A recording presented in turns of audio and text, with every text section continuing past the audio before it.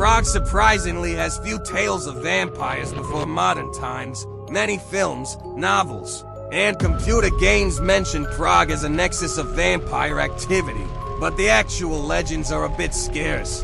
One legend is a bit sad, and manages to elicit some sympathy for the poor, shy vampire. He resides in Prague's Olsztyny cemeteries and is known as Upiadopiec, or the vampire drink-it-upper. He was not exactly a beggar, but not far from it. His clothing was threadbare and ill-kempt, and he was seldom clean-shaven. He liked to go to the cheapest pubs, but never had enough for his own drinks. Instead, he drank the remnants of beers left behind by others, earning the derisive nickname Drink-it-upper. Once he took a stranger's glass of red wine thinking it had been abandoned. He was confronted by the strange traveler who demanded Drink-it-upper pay for a new drink.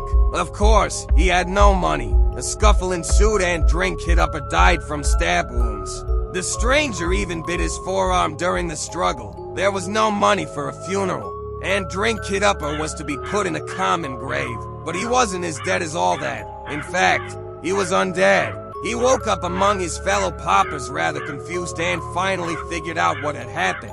He had become a vampire, perhaps infected by the stranger's bite.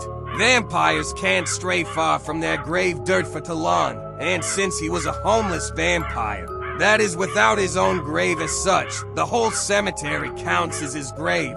So he is stuck forever in and around Prague's biggest cemetery.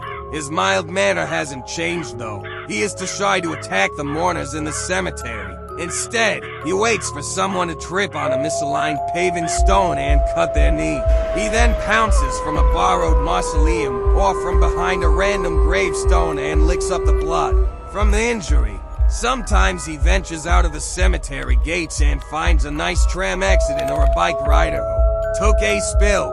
The farthest he dares to go is the playground at a park across the street, where he waits for a child to fall off a swing. This behavior has earned him his second nickname, Krvave Koleno, or Bloody Knee. Sadly, this pathetic specimen is the best vampire Prague has to offer. His story is seldom told, as horror fans consider him a bit of a disgrace to the respected traditions of vampirism.